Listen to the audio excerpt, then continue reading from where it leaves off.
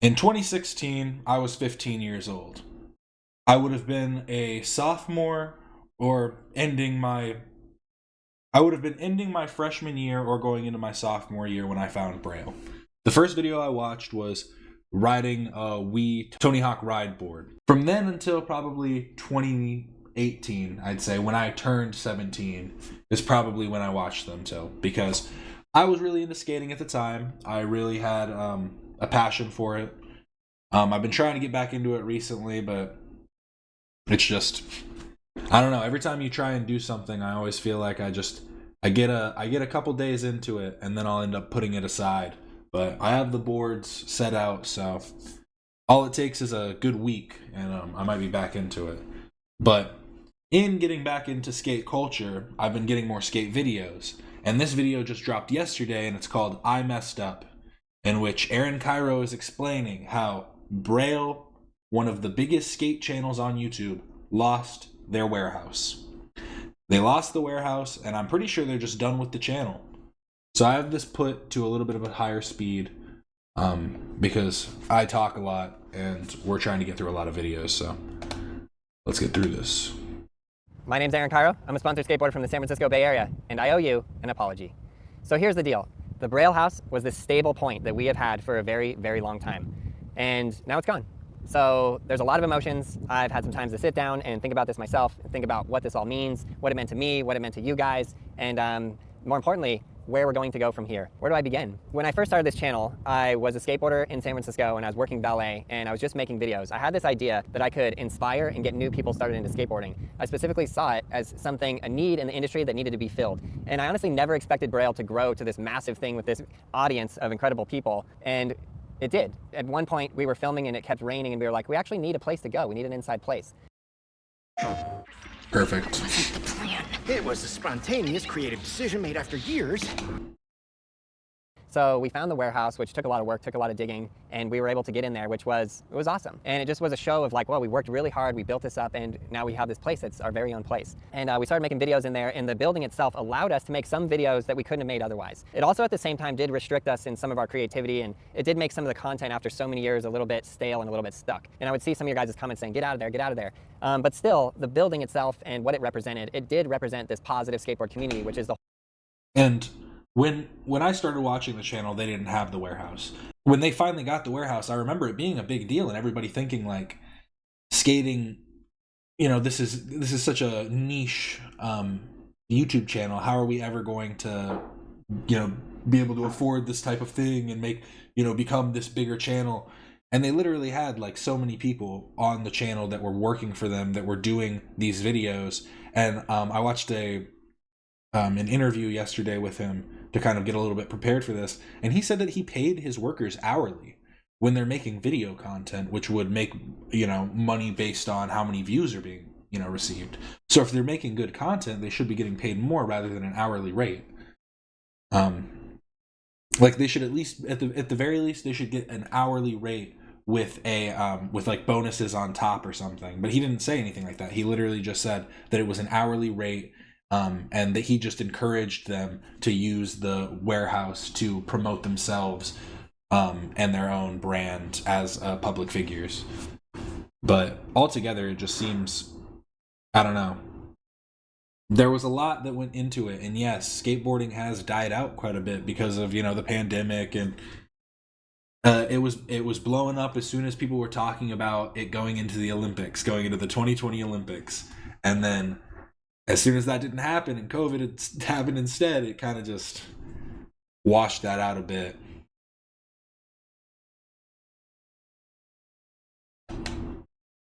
the whole thing that I was never into skateboarding, roller skating, and such. Would have broken my neck. See, I definitely will say that it's not for the faint of heart. I rolled my ankle multiple times. Like, one of my ankles is just slightly bigger than the other one just because of how many, probably just the cartilage or whatever reforming so many times. And one time, someone was trying to, before I was, like, I'm not any good, but before I knew how to do anything, someone was trying to encourage me to, like, drop in into a ramp. And I was like, okay, I'll do it. And I fell, and now my wrist permanently clicks.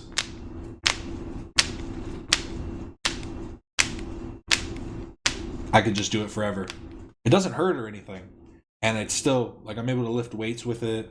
Like, there's no issues, but it's pretty bad. And yeah, I feel like he is exploiting them to some degree. It has to be some form of exploitation, like, realistically. I was trying to build the entire time. And it was this physical manifestation of, wow, there's a place where a beginning skateboarder can go. They can learn how to ride, and they can get on their skateboard, and it's just a positive place. Nobody's going to be judging them there, making fun of them, etc. And we just go in and we make fun videos and have a crew, a team of people that we grew into this crew. Like, it initially started out with just me, alone, making videos in this parking lot, back to the spot. When we say we're going back to the roots, we're seriously back to the full-blown roots. My entire life in the skateboarding community has been surrounded by hatred and various things, and it's just been historically unwelcoming. It just has been. I don't know what else to say. In Montana, there's such a small group of skaters, but even then, there was a group of older skaters that would pick on the younger skaters. And then when I moved to California, you get into all the industry politics, and it just gets very negative. I don't know, I hate the word toxic, I hate that. But I guess you could say I got very toxic, and it just is what it is. So I'm not new to that. And I completely understand it. So part of when I look at the industry and I go, I'm just gonna do it totally differently, even down to how I paid my staff and how I paid my skaters. I wanted to do it completely positive. So in an industry that is historically quite negative, I wanted to build a positive community. And we're going to watch a couple other videos from some of the skaters that were on, because before the warehouse even shut down, people kept quitting. There were people doing all types of things. So we're going to go into some of those a little bit later, but it just seems to me like there was a lot missed in terms of what he should have done, because he was trying to be so different from the norm.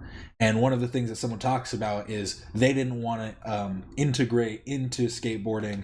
They really wanted to take over the industry, and in any industry that's stupid. You can never become the biggest without first being welcomed with like open arms into some community, whatever it may be. I do feel like I have done that, and I do feel like I've made many, many, many mistakes, and I do feel like I can improve and do better, and I'm just going to do my best to improve and do better.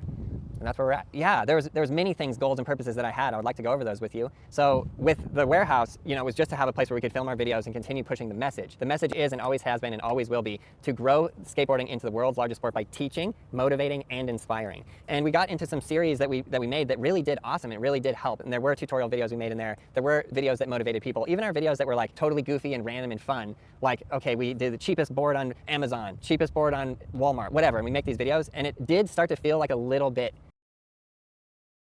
Little bit what? Oh no. What was it?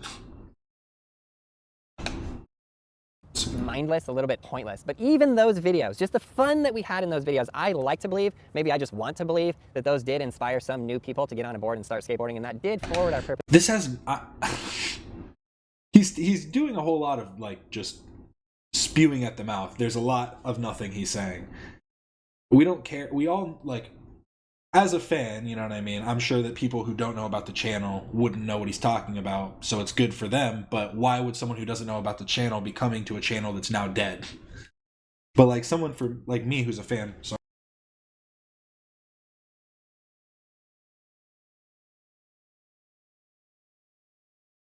but for someone like me that's a former fan, we know all of this stuff, so it seems kind of pointless to reiterate like the obvious.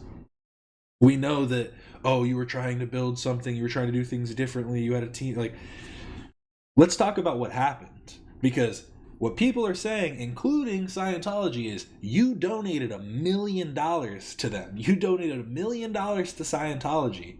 And that money isn't coming from anything other than Braille Skateboarding, the company that you own.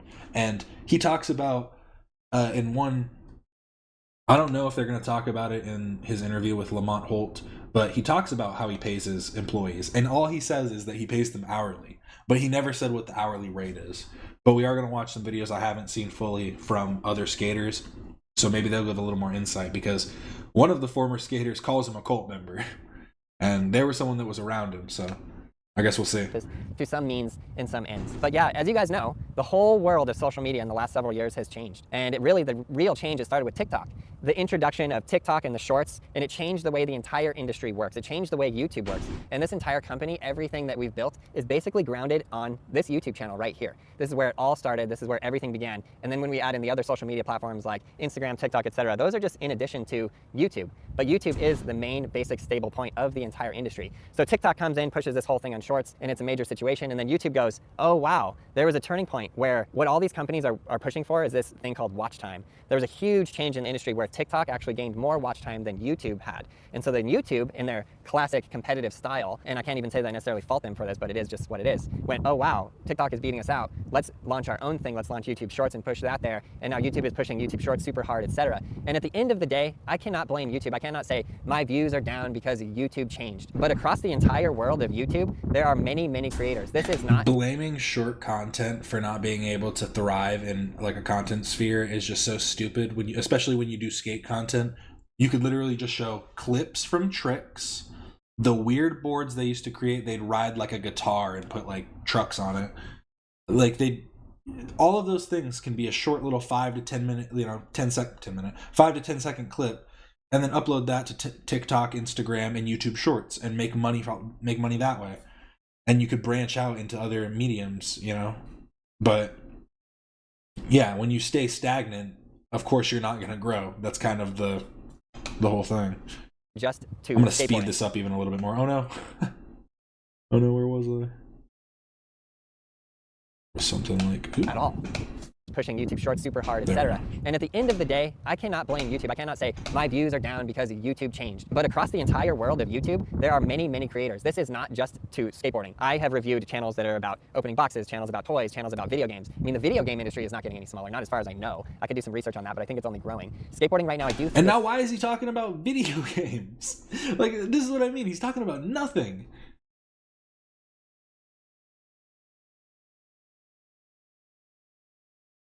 Yeah, knowing that everything you buy from him contributes to that cult, most likely even more than his employees, is something to think about before spending anyone's... Yeah, I literally, after finding out about it, I'm glad that I had never bought anything from them, knowing that, because, yeah, it seems... Because he said that Scientology, they say that they don't require anybody to make donations, and that they just have courses that you have to pay for, but... Yeah, you're gonna be contributing to it regardless. And what he's doing right now is not addressing that point. That all he's doing is literally just talking about, well, the landscape changed and things are different. That was the reason all my employees left. It is getting a little bit less popular. I think the users are less popular in just terms of like take a step back and industry-wide, less people purchasing skateboards. I probably will make an entirely separate video just on that. But what occurred with the social media platforms is the whole thing was changing. And that's a dumb argument to make too, when they literally were the cause of an increase in skateboards, like in sales of skateboards back before the pandemic. So obviously you could do it again. Like if you just put your mind to it, you could probably make another big boom for skateboarding. Try and sponsor like bigger events or something and just have your banner put up. Stuff like that. And calling it Braille is kind of funny because I don't think people are going to associate that with skateboarding as much. The whole point was you're supposed to feel it. You don't talk about it. You don't think about it. You feel it. It's skateboarding. But I don't know. It kind of doesn't line up well. I think someone would see a big Braille in like dots and go, They probably work with blind people. So then the long-form YouTube content specifically, which is the main income earning source for the business, period, is just starting to go down and down and down. And that actually started in early 2020. So from early 2020 on forward, you just have this continual drop. And that is a scary situation, especially when you have the large overhead of a warehouse. So when my lease was up and I had to renew, it was a very, very difficult decision. And at that moment in time, looking back, probably what I should have done is I probably should have went through this whole thing then, but I didn't. I said, I'm going to do everything I can to hold on to the warehouse. I also want to really separate out, like, a lot of people are saying Braille now no longer has a place. They are It's 19 minutes, like, so Braille started with no warehouse at all. So just because the warehouse is gone doesn't mean Braille is gone, doesn't mean Braille is going anywhere. It doesn't mean the goal to teach, motivate, and inspire goes anywhere. When that lease was up and the rent went much higher, the building got sold, the rent went much higher, and I just felt like, well, I've got to try and save this, I've got to try and keep it, so I did. You guys must know that I did everything I could to save the Braille house. I literally took out a loan on my house as a home equity line of credit, and I've just been paying the warehouse rent from that, but there is a point where that breaks and that no longer can work, and we've hit that point, and we had to do something, so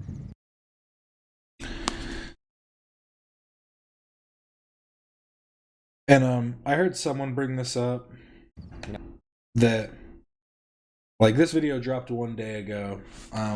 Someone made the point that if let's say they're making conservatively $5 per 1,000 views. This video dropped yesterday.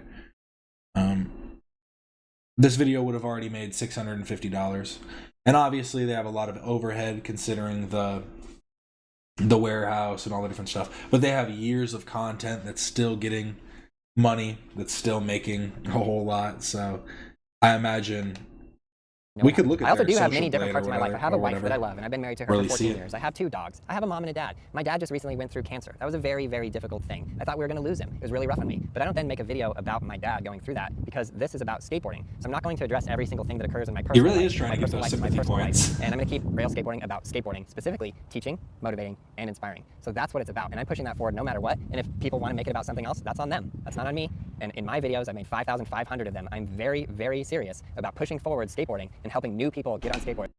5,500 videos. That is a lot of videos. 5,500 videos.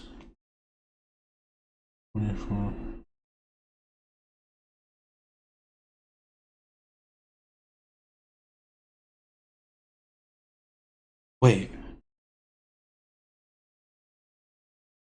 I'm just thinking about this. Like 5,000 videos. So let's say I started watching in 2016. Obviously, they did a few videos before that, but that's before they got the warehouse. Since 2016, there have been 2,920 days, and they've made 5,000 videos.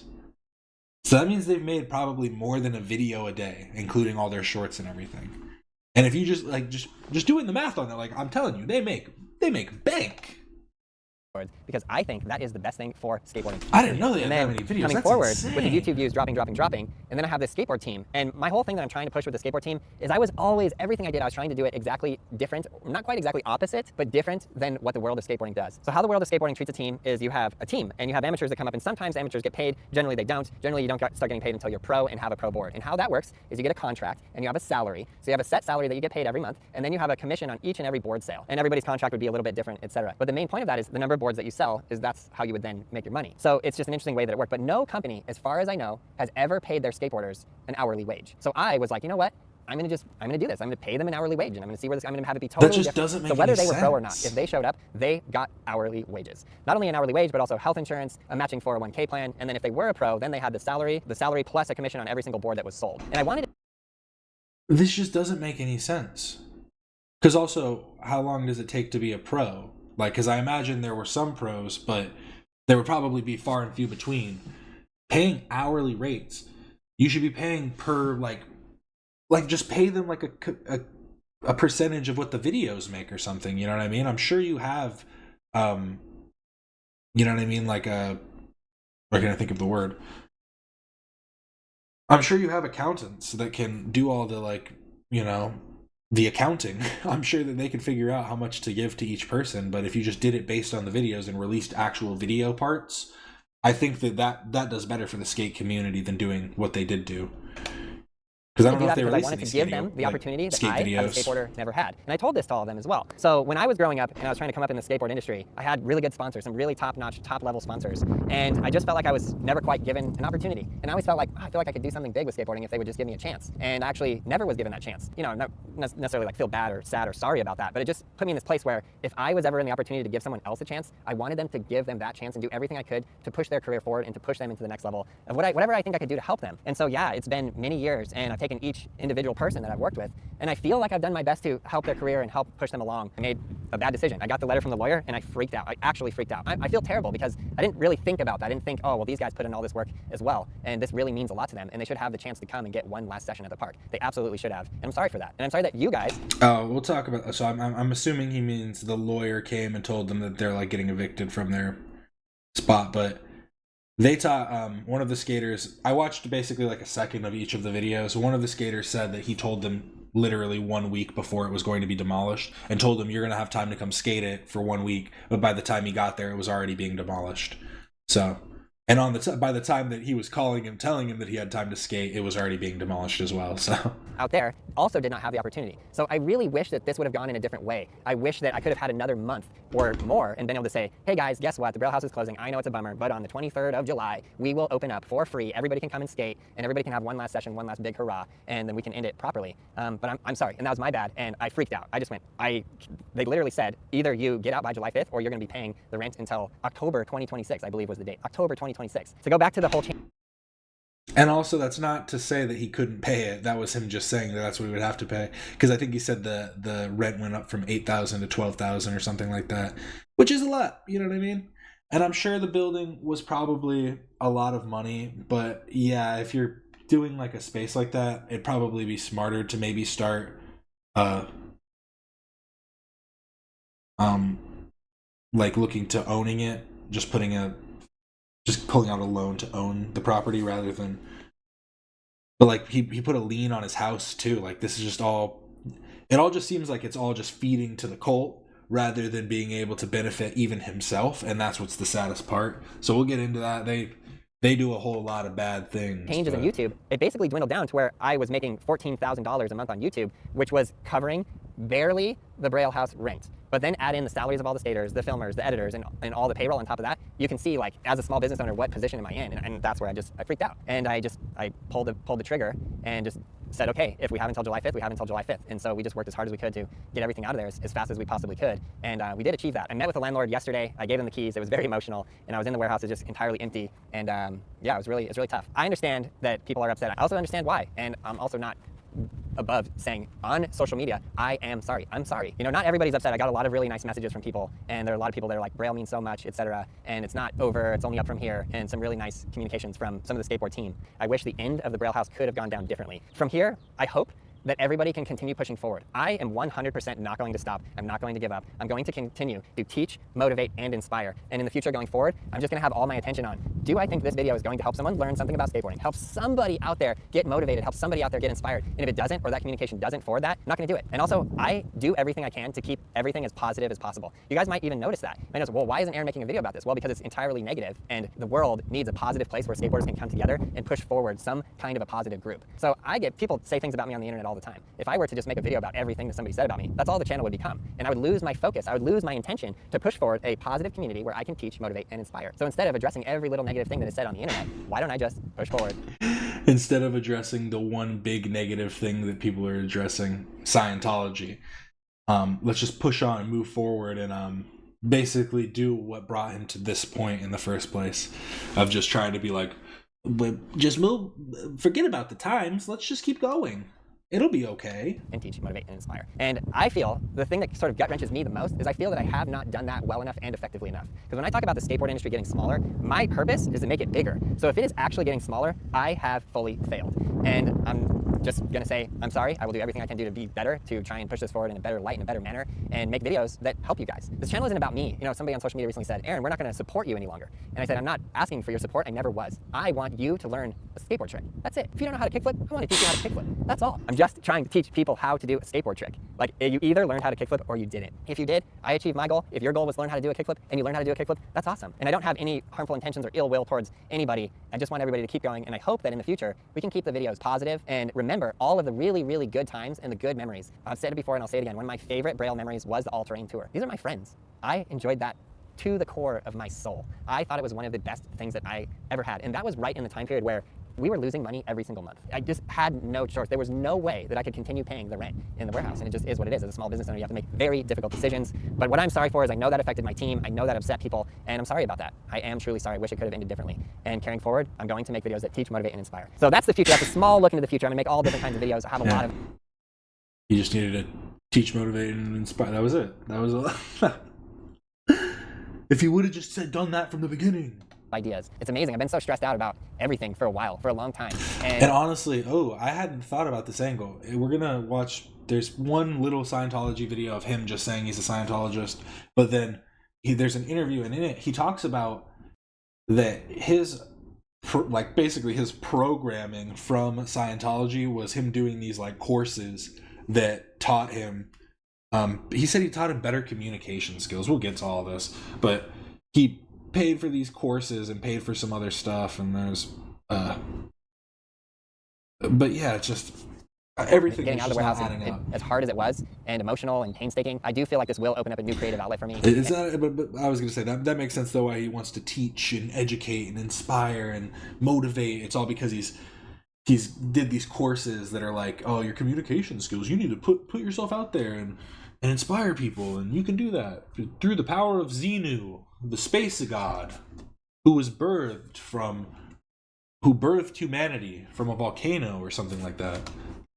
And I think we're going to just keep pushing forward and building a positive skateboard community, which was the intention in the first place, and we'll keep it going in the future. So as heartbreaking and as gut-wrenching as this is, and I did say this, but like I do feel like I had a failure there. Like it was a loss, you know? You have this giant warehouse full of skate ramps, and now it's completely and utterly empty and gone, and I will never walk into there ever again. It's weird, because when I woke up this morning, I was thinking, oh, we're gonna film today. Maybe we'll all meet at the warehouse. Nope, there is no more warehouse. You didn't think that this morning. On the other side, that's a fucking lie. You know he didn't think that. He really thought, oh, we're gonna go all meet up today. Bro, you were probably thinking about this for months, about we're going to lose this warehouse soon. The positive side of that is I do feel like that now it's gone, and now that I have far much less stress and pressure on the Braille skateboarding lines, that it is going to open up a new level of creativity. I have some exciting things planned that I will share with you. So thank you from the bottom of my heart. If you were hurt by the closing of the warehouse in any way, shape, or form, I am truly sorry. Like I said, I wish that could have gone entirely differently. Broke my heart. And I hope that if you picked up a skateboard because of any Braille skateboarding or because of any reason at all, I hope that you just keep doing it and that you keep enjoying yourself on your board. You're right. We'll see you in the next video. Cool. Let's move on to this next one. This is from the actual Scientology YouTube channel. Yeah, sorry about that. That was kind of a waste of time. I'm not gonna lie. But now we're gonna get into the actual important things. I just thought it was kind of important to hear what he had to say first. You want to get all sides of the story. You want to let him say his piece. But now we know that his piece really is just a whole lot of nonsense.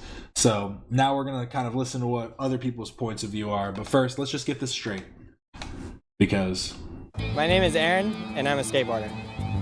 Skateboarding is definitely difficult. It takes a lot of years and a lot of practice.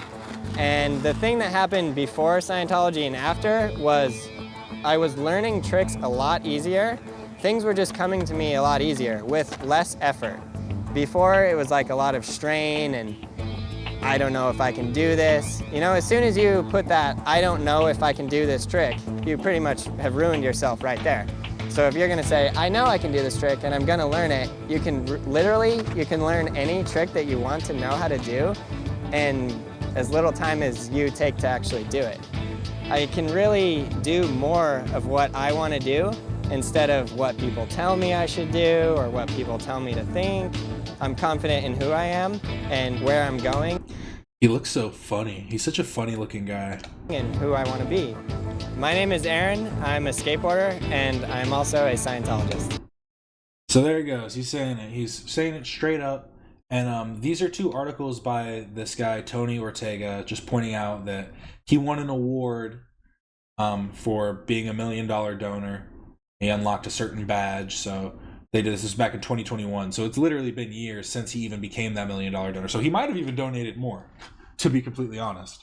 We don't even know. But then he made 2 articles. In it, he points out in this one, several others became $1 million donors, $1 million givers for the first time, rounding off the gold meritorious list. Aaron and Danielle Kyro, yes, the skateboard hero. So I think that's probably his wife. And if they're both into Scientology, I imagine she's not too upset about putting a lien on their house and all that too. Yeah, the glazed look in his eye. Just in general, he just looks off. It looks like someone shrunk his head on his body. And yeah, he's just... You can tell it's like the brainwashing just worked. It just finished. Just finished marinating his brain. But then this was the second article this guy made, called The Skateboard Hero and the Anti-Semite, Insider Report from Scientology's Bizarre Celeb Event. The Future of Scientology, Aaron Cairo and Tony Muhammad. This was just... I didn't actually look through this one yet. Oh, so this is just talking about Tony Muhammad being anti-Semitic. That isn't in relation to Aaron Cairo. but it's pointing out that they specifically are $1 million donors. Cairo is a successful proprietor of Braille Skateboarding, a skateboarding instruction outfit that has made Cairo a star on YouTube. We first started noticing a couple years ago that Cairo was becoming more open about his involvement in Scientology. Last year, we were surprised to find him among the major donors celebrating in Scientology's Impact magazine. He is listed as a silver meritorious with honors donor, indicating that he's given at least $750,000 to Scientology's membership organization, the International Association of Scientologists. One of them are from other countries, and a dedicated young YouTube star from right here in the USA, stepping up his involvement. So this must have been a little bit earlier than the original one. But so he's been like shown twice as giving a bunch of money. And this one, okay, so basically between 2020 and 2021, it sounds like he gained, or he had given them another $250,000, which is a lot to take away from your employees, I gotta say. But yeah, so this one's from 2020, and then this one was from 2021, I believe. Yeah, this one was from 2021, so yeah, a year apart, just about. So that says to me that he's definitely giving too much money when he can't pay for his mortgage on his house and can't pay his employees or his, lease. And like, if you're in such a community-based group like Scientology, you'd think that they'd want to help him. They'd want to help one of their members that's giving them $1 million. But I guess he's got to answer to Tom Cruise for his involvement. There he is. So that's that. And then this is what he said in relation when someone just straight up asked him, "Are you a Scientologist?" Because there was an article going around for a while that was saying that not is he just a Scientologist, he is now the leader of Scientology in San Francisco. I don't know if that's true, but if it is, we're about to find out. All right, I want to ask you about Scientology. Yes. So I saw this article. I'm sure you know it's going around. You became the leader. You look excited too. Of Scientology in San Francisco. So I'm not the leader of Scientology. Let's just get that very clear. So I am a Scientologist. Okay, explain that. Yes. So when I came here, I was really, really shy. I hadn't even thought about that too. Yeah, when he'd done it during like COVID-19 when all the lockdowns were happening. So it sounds like he probably was stretching more thin than he needed to, and that's only going to make people work less. Like, if he's not paying people good through the pandemic, like having that whole situation happen, I'm sure it made them a lot less enthusiastic about coming to work and doing stuff for them. Very shy. I could not communicate. Here, I want to speed this up too, communications course, and it totally helped me communicate. Helped me a lot. And from that point forward, I just had this ability to communicate. So run it back one more time. Excited too. Of Scientology in San Francisco. So I'm not the leader of Scientology. Let's just get that very clear. So I am a Scientologist. Okay, explain that. Yes. So when I came here, I was really, really shy. Very shy. I could not communicate. And I did a communications course, and it totally helped me communicate. Helped me a lot. And from that point forward, I just had this ability to communicate. It helped me a lot. Like, so I'm not going to say, oh, well, that didn't work for me. Or, oh, somebody said something bad about that, so I'm just going to stop. No way. Like, that really helped me. So I did that course, and it really did change my life. Cool. In what ways besides that? It was really that. Oh, okay. Like, it broke me out of my shell, and then I was able to communicate. And now I built an entire career on communicating. Here's the part why I find this extremely hard to believe. He's saying that Scientology broke him out of his shell. In that Scientology video, he says it made him a better skateboarder. He said that it made me learn tricks faster. But now he's saying that he took a communication course, which made him a better communicator. But when he was a young man, I don't know if it was when he was still a teenager, or if it was after he turned 18 or whatever, but when he was a young man, he, in his hometown, petitioned the city council and petitioned, I think twice or something, to get $10,000. And then I think he got another $10,000. Yeah, so he got $20,000 to build a skate park in his hometown because there weren't any skate parks there. And that to me shows somebody that already has very high levels of like communication, that has like a very high aptitude for communication. So I find it hard to believe that he took this course and all of a sudden it broke him out of his shell and he felt like he never was able to talk really before. But then he talks more. Let's hear him out. So I don't want to sound stupid, but what does that have to do with Scientology? Oh, so the course that I did was at I agree, Jeff DeCesare. What does that have to do with Scientology? I took a course. Scientology. It was a communication course. I thought you meant you just did like a college course. No. It was a communication course at the Church of Scientology. And I did that course, and it just helped me. So then I've been doing it ever since. Been doing it for 20 years. Why is everybody so mad in the comments? I see all the time that you're a Scientologist. Because they're mad. I don't know. I think they just don't understand it, and I think it's just a thing where they just don't know what it is. Yeah, people are saying some crazy stuff. And people say some wild stuff, but also like what the fuck? but also what's very interesting is when you're on the internet. I think it's fine to believe in whatever you want, but when your religion was literally created by a science fiction author, I think we can say that it's kind of a joke. I think that all stories can have meanings to people, but there are legitimate reasons why people dislike Scientology, and one of it includes that they separate people from their families a lot of the time, where if their family doesn't agree with Scientology, they'll just steal them away and then do what they need to. But then they have useful people like this, because what they do is they'll literally just stand outside of their buildings and go up to people and be like, hey, have you ever thought about taking a personality test? If you take this personality test, it's going to help you a lot. It's going to show you more about yourself. And then they take the personality test, and then when they do, they're like, oh, you're a bad communicator. Oh, you seem depressed. You seem like you're this or that. And then they go, that really resonates with me. You're right. And then they convert them. And you start to grow, people say wild stuff. Just you probably got some wild stuff on your plate too. Oh, yeah, a lot of shit. Yeah, a lot of I've had stuff that people say. I've had people say that has nothing to do with Scientology, and people just say it. Have you ever heard of like the tall poppy syndrome? No. I have to look it up to see exactly how it is, but it's like all these poppies in a field. One poppy like grows taller, and then people try to cut that poppy down. I don't see what that has to do with Scientology. It's in the bucket. Yeah, the crabs in the bucket thing. But yeah, I was gonna say, it's like kind of like the telephone game where someone says one thing to one person and they like mishear what they said by a little bit, and then they tell that to another person and they mishear that a little bit, and then like by the end it's like whatever you said in the original, whatever the original thing was, is completely messed up. Yeah. By the end. But I had one question. So like I said, I was a little confused that I'm like, okay, so that's a communication Sorry, course. he's real How did you quiet. know that the Church of Scientology was offering that course? Okay, so I did a personality test, and on my personality test, my communication was really low. And this is just another attempt at avoiding the question. How did you know about this? How did you know about this communication course? I took a personality test. Well, how'd you know about the personality test? The point is, we're asking, how did you get into Scientology? Did a friend tell you about it? Did this?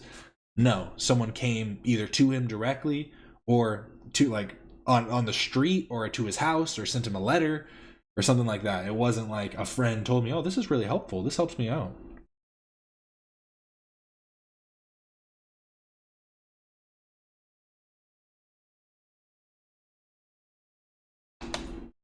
Then they suggested you should do a communication course. It will help you. And I thought, yeah, it won't help me. Yeah, right. It's not going to help me. No way. I don't believe this in any way, shape, or form. When you have the and money, then I you did can it, crush and as many people I as you need to. literally didn't want it to work, and it did. And then I was like, okay, I'm not going to lie to myself. Call a spade. I have enough personal integrity to say that helped me, and it did.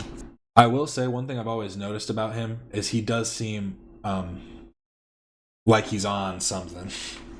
I will say his eyes have always had he's always had dilated pupils, which is either a sign of drug use or mental illness. I know it's not always a sign of those things. I think it can be a sign of heart disease or something too, but it's just always been something that I've noticed. So then I did more courses from there and learn more and But I'm kept it still a going. little confused how you found that course was in the Church of Scientology. Oh yeah, so somebody came to my door and they knocked on my door. I was at home in Daly City. This is like in the deep struggle time period. Yeah, literally and came to his the guy opens the door house. and he says, here's a personality test. It'll tell you how successful you're going to be in your life. And this is that time period where I was like trying to learn. I'm also like, just so you know a bit about me, I love reading books. I love learning. I read books about all the entrepreneurs, and I love to understand their viewpoint, what they went through. Yeah. Like a really good one that I read recently was the Phil Knight book. He's a Nike dude. Oh.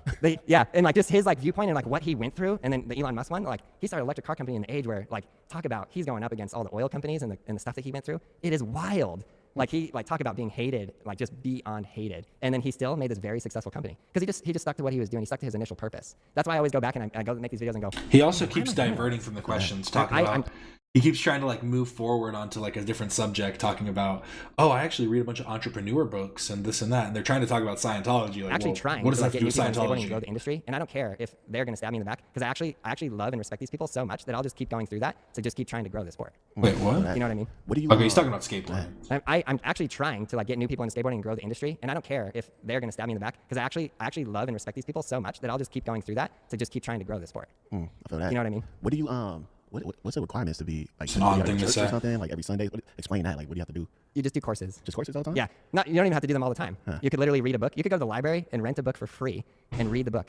Or you could go in and do a course, and you just do a course. So it's very different. It's not like a Sunday, like, oh, we're going to church on Sunday. It's you go in, you do a course, you learn a life skill, and then you use it in your life. No test, Why people calling it a cult? because they don't understand it. Shit. I've been seeing all this in the comments and shit. Yeah, So, obviously I've been doing it for 20 years. To be fair, all religions are cults by definition. A cult is just a shared group of like beliefs that a group like a shared belief that a group of people hold or something like that. So all religions are cults, but the whole thing is that it's a bad cult that negatively impacts its patrons. Obviously it helped me a lot. That's my personal experience. okay, cool. All right, yeah. You got any questions on that before we move on to the next one? Not particularly, no. You be seeing Steve Bear there when you go to? No.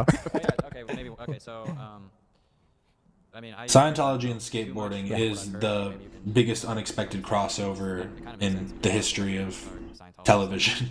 to give the church a certain amount of money each year to be a part, or No. you don't have to give them any money. No. The courses cost a fee. So the communication course that I did was $100. Oh. And the books are like range from $25. And that's just the weird thing. You don't have to. But I did. So they should have asked him, but did you? But did you donate money? How much money have you donated? Because you're talking about how you're struggling with different things. And this was 2 months ago. So this happened a few years ago and then he lost the Braille House. This was literally 2 months ago they did this interview, this podcast. And $30? it was A just, lot of celebrities seem to join. Do you have any? he seems to be No. missing Honestly, missing I mean, the there point. in LA there is a church called Celebrity Center, and they service celebrities. But there's also churches down there that are just normal churches that just service everybody. So I obviously go to San Francisco, and Steve Barra, he would go to Los Angeles. Oh, okay. That makes Go to sense. church in Clearwater. Yes. I'm only asking that because I went to school in Tampa, Florida. Oh, really? Yeah, and Oh, I would yeah. like go skate in Clearwater, and I see a big building. I don't think the rest of this matters. I mean, I didn't know anything about it, but like I guess any type of big church-like building is scary to me. Really? So I was like, Just terrified. That's interesting. I feel you on that. Yeah, they all if- it's donate. one of my I'm guys, sure right? it's a That was thing really of bad if it happens. they Right aren't now. forced to donate. Yeah, no problem. So- But it's like, are you going to stay with us? I thought you were going to be a part of this community. I thought you were going to help us. We're helping you, aren't we? Aren't we doing things for you? Come on, you have $50 in your bank account. Come on, pull out 45. And then they don't have money for their bills or whatever comes up next. And then they have to go, because I think they have places where you can live if you're a Scientologist. But then when you're living there, I imagine that ain't too fun. So now we're going to get to the actual bigger parts. I don't know if I'm going to watch this one. I think we've gotten most of the... This guy was just an ex-Scientologist. And I think he'd give a little bit more of a deep dive, but we'll see if that is needed after this. We're going to start with Nigel Jones.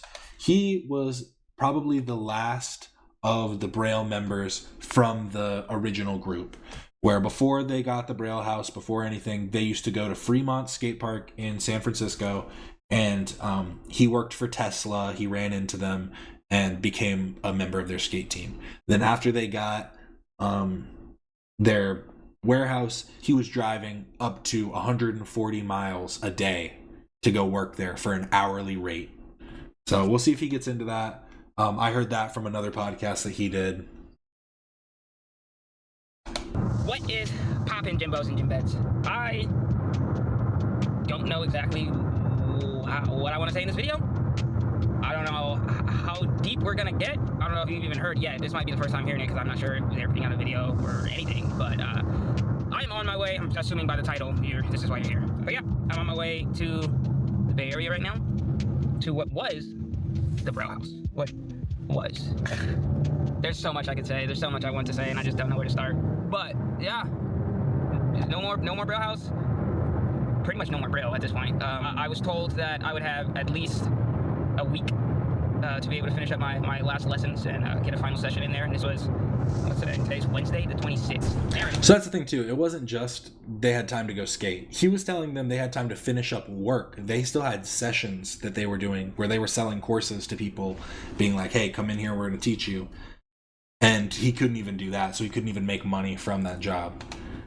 Typically doesn't call me or talk to me that often. Called me while I was at a wedding over the weekend and was like, hey man, so the last day for the warehouse is going to be July 5th. So I was like, okay, well, that gives me exactly a week with the warehouse before it starts getting demolished. Come to find out, that wasn't true at all. As soon as I got off the phone, I messaged Derek, and Derek sent me a picture of the warehouse, and it was already ripped up. 3-stair platform, and all that was gone.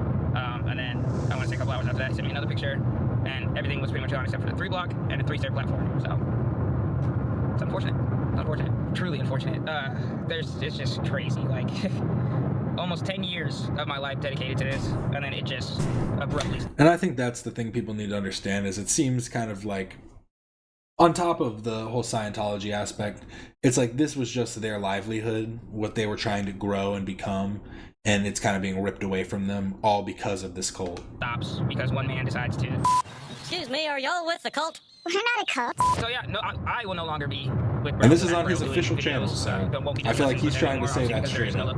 I haven't even gotten like a thank you for all of the years. That was a very straightforward way to make that joke, to try and not say it but say it at the same time. But yeah, dedicating myself to the channel. No thank you. For years. Like, at minimum, a thank you would be. I mean, it'd be stupid because there's just so much I can go into detail about. But I haven't even gotten a thank you. Nothing. Like, I got my emotions all over. Anyways, we're gonna head into the Braille house, pick up a few items that should be there. I wouldn't be surprised if they threw them out because nobody can keep their word. And then, and honestly, it's such a killer session. Such a killer session. It's such a killer like location. They could have just rented it out as like a public park. If they just like cut off, like just close off this aspect and be like, you can't go in this area, but then just charge like an expensive fee or whatever for hourly to come in here and skate. People would come skate it just because they like the channel. There's another way to make money, but instead of doing that, it's like he wanted to just stay making the same kind of videos. We're gonna head into just the seems so house, odd. Pick up a few like everything just should seems be there. I wouldn't be surprised if they threw weird. them out because nobody can keep their word. And then I can't even get a last skate session because the whole park's done. So that's great. Would have loved that. But yeah, we'll get out there. I'll film the warehouse and then we'll talk about it a little bit more. So it's very unfortunate, but I don't run the company, so there ain't much I can really do except what I'm doing. So see you over there. Crazy to think this will be one of the last times I take this exit. Oh man, that's wild. That's weird. Wild, weird, whatever. I mean, it is what it is. How much I can really do. Well, let's see how depressing this shit is. Last time I'm doing this turn, and the very last time I will be coming into this parking lot ever. See, that's crazy. That's fucking crazy. This is crazy. Everybody knows. How you doing? I'm doing a day in the life. I haven't pulled out my camera in a minute, so. Oh, day in the life. Don't even get to skate. Yeah. Yeah! So there's still that. That's huge too. Oh, this is an old video? Or no? Real. Alright, so it's all ripped up. Gone. Not even no goodbye session. No nothing. We get nothing. We get nothing. 10 years of your life. This is pretty much how I feel. That's crazy. This is it. This is it. This is it. I would say I can get one more trick on the bump bar, but all the nails are out. How you feeling? A little sad. No? 4 years here? You? More than double that? Yeah.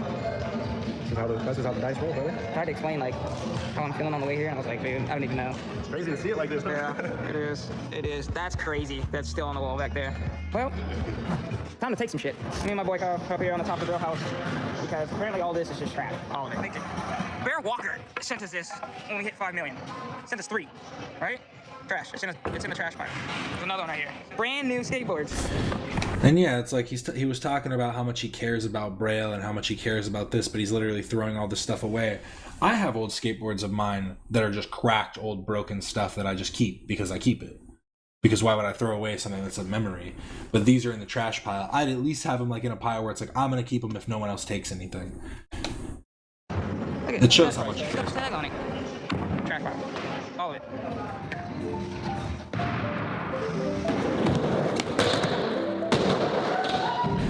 We're gonna skim through this a little bit because it's at a point now where.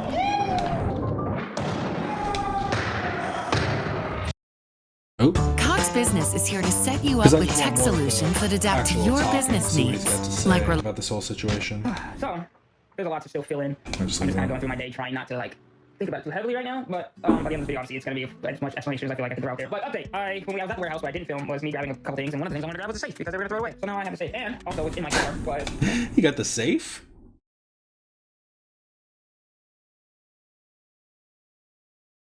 Yeah, that's exactly what I was trying to say too. Is that he was talking about wanting to do things differently and have the whole, have his new way kind of take over, but then doesn't want to change with the times, like legitimately. Like that's literally exactly what I'm thinking. Is that he just wanted to keep it his way.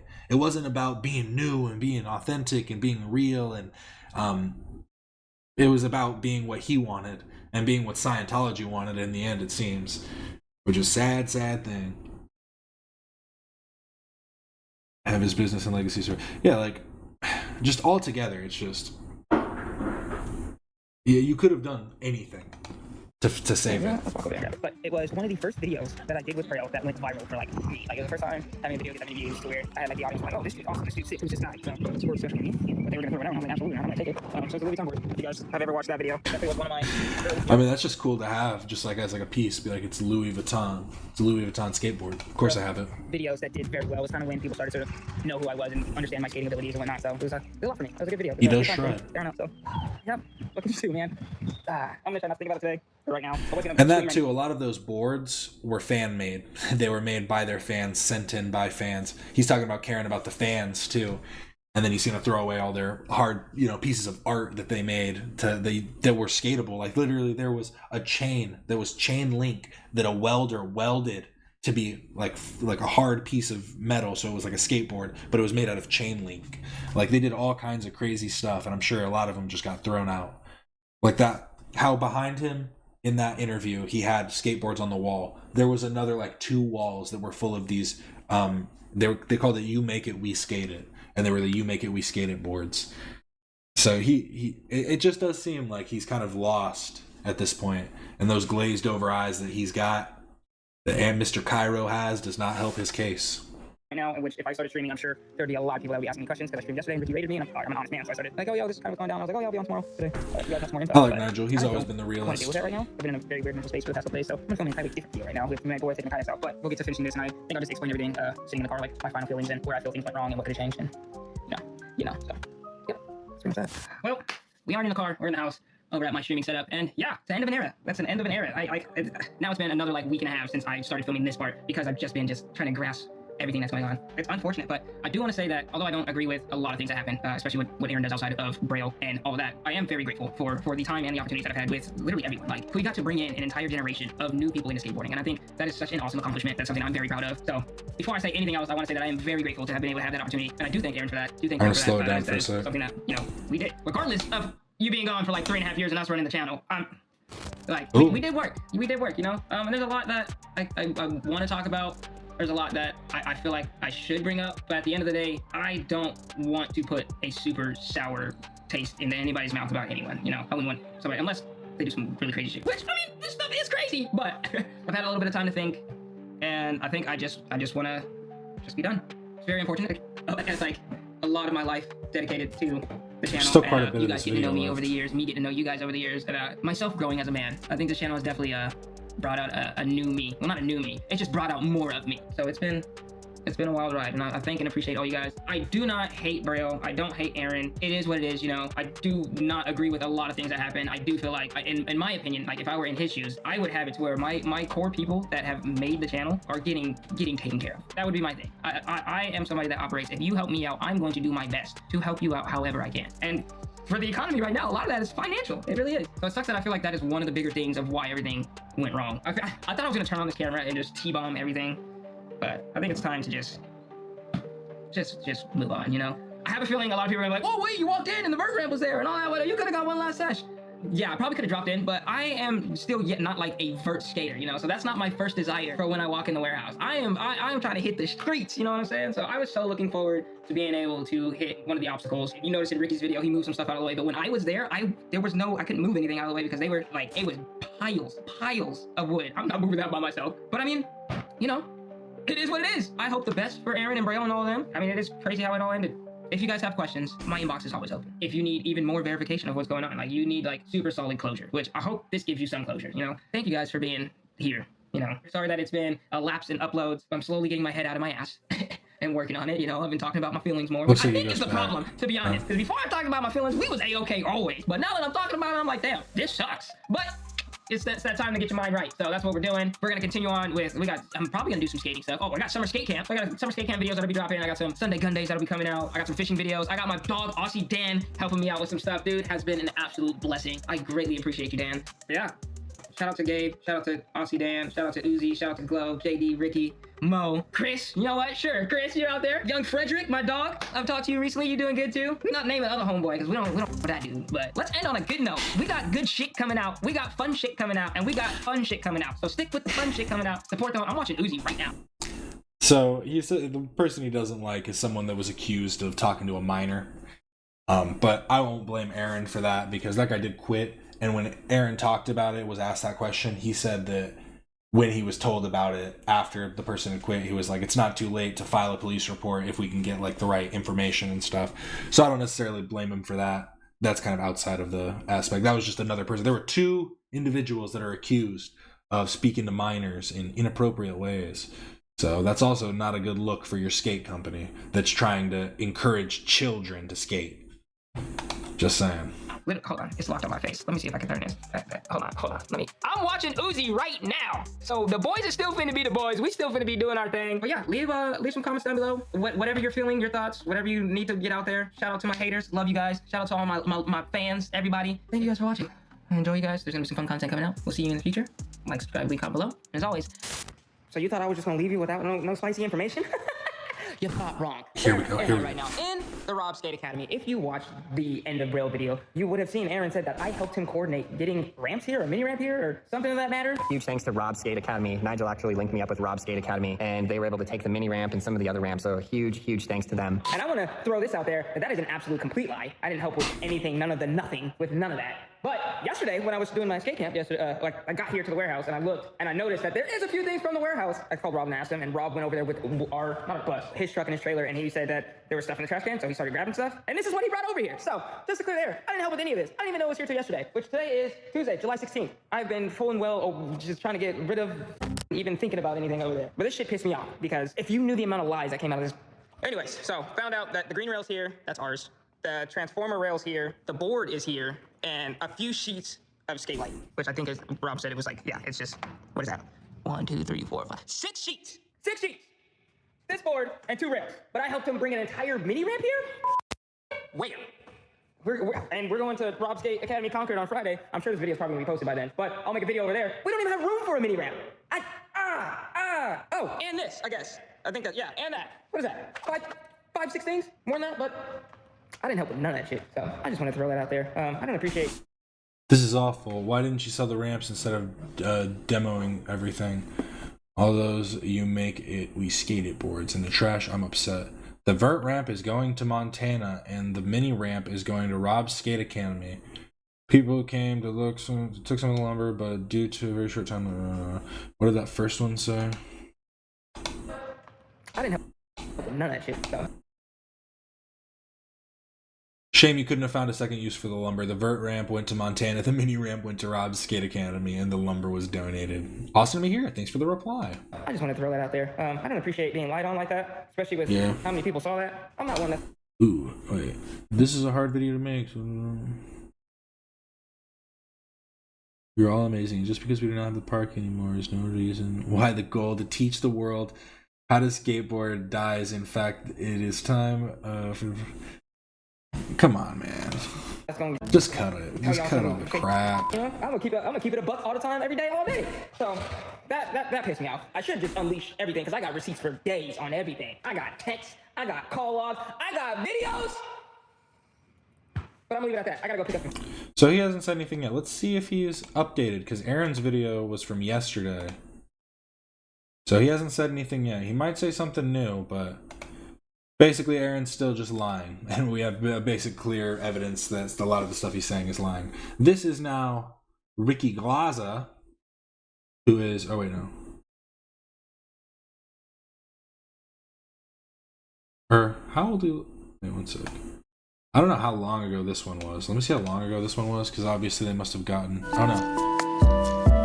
Just where I'm at in life, like the people who are closest to me inspire me, you know? You're in charge of your Okay, yeah. So I was perusing Instagram and I happened to see Mr. Nigel Jones posted videos of Braille getting destroyed. Very hard to see, very powerful images. But it got me really bummed out because I knew Braille was struggling, but man, I didn't know the park was literally getting destroyed right now. No one told Rick anything. And it's like, man, I really would have loved to know that, get one last sesh. Like, I poured all this blood, sweat, and tears literally into that place. I spent so much time, so many nights at that place. So I'm feeling a lot of emotions. But right now, I'm in LA. I'm about to drive 5 hours and get my own closure.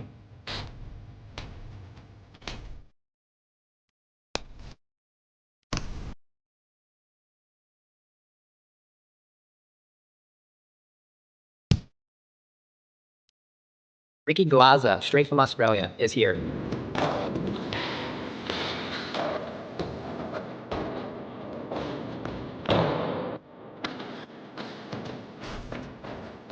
One of the greatest skaters there ever was. See, I think of Ricky Glaza really on the level of, what's his name, of Daewon Song. I'm really that out of the fucking loop of skateboarding, I couldn't remember Daewon Song. Exit left. So I'm definitely curious to see if anyone's going to be there right now. I feel like people will be there dismantling the vert. But let's find out. This gate's open. We got some workers. Oh my gosh, this is way too real. We got workers in action. Wow, they're actively throwing away the ramps literally right now. Oh my god. Oh man, I don't know if I'm ready for this. There's the Mini, I think. Oh man. It will be hard. How's it going? Damn. There's Derek. Bro. Hello. Damn player. I'm just trying to take it in. This just confuses me even more. Because Nigel's videos from 2 days ago, and it seemed like there was still some of this. Maybe they re-put it oh my gosh. or something? The boards. You make it, we skate it. Man. Where we got it? Oh, the finger? The scooter? Just all the Skittles, bro. Like garbage, that's crazy. This was a ripstick on the very first video I filmed.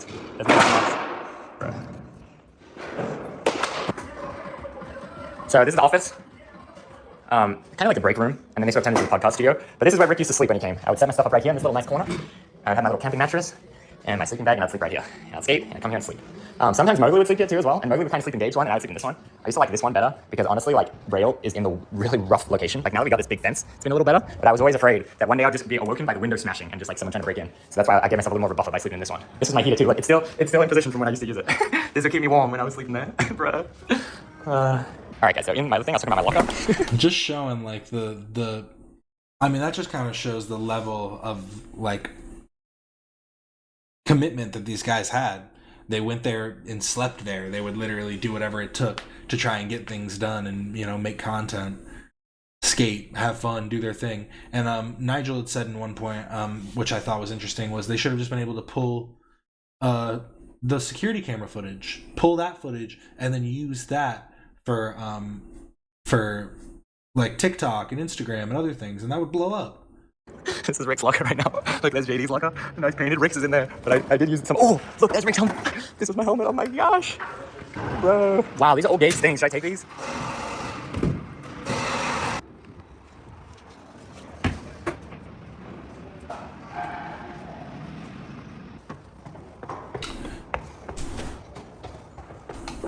Now I'm just so confused. So Kyro said I can have some of these I like skate hats that are back here. Might be this. These did not sell well. I'll tell you more about that later. Damn, the brisk pool. Oh, I'm stupid. It's because his video in it, he did say that he was it took him a while to upload it or whatever. Do all Jinsey players walk like this?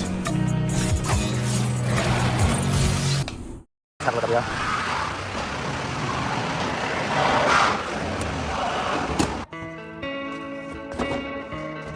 Dang, Skateopoly. That's all I wanted to play, Gabe. Man.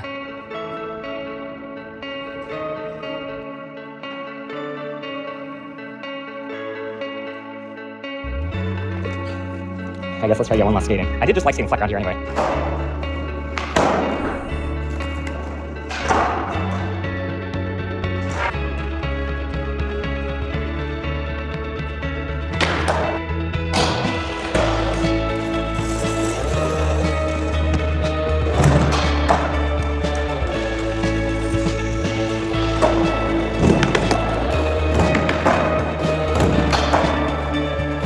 And there's just something so depressing about this.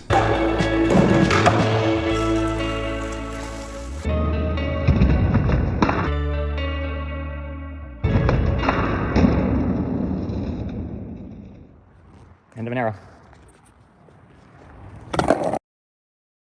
Crazy. This is my first time being here alone, which honestly is insanely surreal. Hello friends, I really didn't want to make this video. I hate that this is the reality that we're living in right now.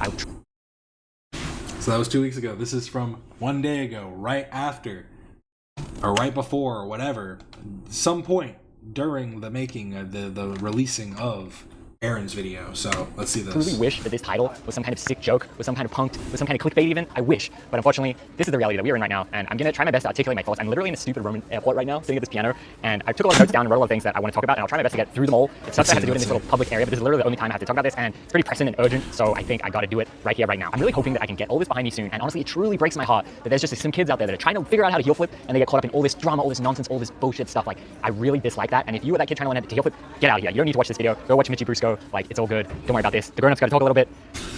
Anyway, let's get to it. So what this is about is on Instagram, Braille Skateboarding and Aaron Kyro both blocked me, Ricky Glaza, on Instagram. Then on YouTube, my main channel account, Ricky Glaza, if I comment on a Braille video, I'm like shadow banned, that it looks like I've commented, but no one else can see it. And what that also means is that every comment I've ever made on every video that I've ever been in on Braille is also ghosted, vanished. And you can check this yourself. You can go to videos like my introduction to Braille or a heavy video about me, and obviously there would be a comment with thousands of thumbs up, but now they're all gone, they're all vanished. Shout out to when I used to do the top comments at 10:01 when all the videos come out. That seemed like a good use of my time. I know you're definitely wondering, why did this happen? Now, I can only give you my best guess because I don't. The truth is, behind closed doors, the P word became my secret sin at age 10. And for the next 17 years of my life, what I did in the incognito tab made me feel like a hypocrite and a fraud as a husband. I thought they were talking about pedophilia. That tweaked me out. I was like, bro, what? I have all the information. I have the information from my point of view. So I'm going to give you my best assessment of what I think is happening from my point of view. In Scientology, man, we're really getting into it. In Scientology, there's this thing, from what I understand, called the disconnection policy. And basically what that says is when someone in your life has shown that they are against Scientology, that you and other Scientologists need to completely cut this person out of your life and shun them and never talk to them ever again. This is my understanding, and they label these persons SP, or suppressive person, or PTS, potential trouble source. I think potential trouble source is a little bit lighter, and SP is harsher. But again, I'm not an expert on any of this shit. I don't really know, so definitely look it up for yourself, and maybe you can get some better information. And let me know if you have more information too. And also, guys, I'm going to choose my wording kind of careful in this video because the chance of getting sued from this is a little bit too real, much more real than I would ever care for. So why did I get them so upset and label myself as a suppressive person? I want to backtrack a little bit here and just run over the chain of events so we have a little bit of a fresher understanding in our mind. Most recently, allegedly, I guess, Aaron Kyro got a promotion at the San Francisco Scientology org. I believe his new title is Executive Director of Daytime Operations. I think what that means is he's the highest ranking Scientologist in the whole San Francisco organization. Not that that really matters, but that's my understanding. After that, a little bit, Gabe Cruz ended up quitting. The schedule of Braille filming changed from multiple times per week to 1 day per week. And Aaron and I had this conversation, and I said, I live in LA, Braille's in SF. How can I make 1 day's work a week ever work? Like, I don't think I can film regularly with you anymore. We kind of both said, yeah, it doesn't really make sense. No worries, okay. And then I didn't quit or anything. We just had a lot of good conversation, a lot of deep conversation, but I didn't quit, and we kind of ended on like, yeah, maybe if there's some trips, I'll come on the trips and rep Braille, like, it's all good. And Aaron's like, yeah. Then a little bit of time passed, and Aaron said, hey, I'm going on this Rebel trip. Would you like to come on the trip like we talked about? I said, yeah, sure. We went to Minneapolis, we filmed the Rebel thing. That was on June 2nd, and we filmed like 4 videos or so, I think. Something like that. Those videos came out on Braille main channel, and most recent one was posted on June 15th, so not very long ago, the very recent distant past. Also on Instagram, Braille... Doing a sponsored video with Red Bull, you know that made bank. posted one of my reels on June 15th. Like, I guess that means they're supporting me, kind of just like stealing my views from this reel that has absolutely nothing to do with Braille. But anyway, they were like backing me still at this time, right? Then since this trip, I didn't speak to Aaron. I didn't have any communication with Aaron. Then the bit of hearsay from the other employees came my way, like they are actively destroying the park. And I was like, whoa, what the heck? And that's where you saw I reacted to Braille's video of we are closing the Braille park. You saw me react on my highlights channel. And then in that, I'm like, man, should I go? When are they closing? This is all new information to me. I'm trying to see if I can go and say goodbye. Then you saw that I did go and say goodbye, and I made that video. I posted on my main channel the following day, I believe, is when I went and then posted it the next day. I think that would have been July 2nd. Throughout all this, I had no communication with Aaron. The only communication I had was when I was actively at Braille. I think he saw in the security cameras that I was there, and he goes, oh, you can have these Alex skate hats. That was pretty much all. We didn't really have any meaningful conversation.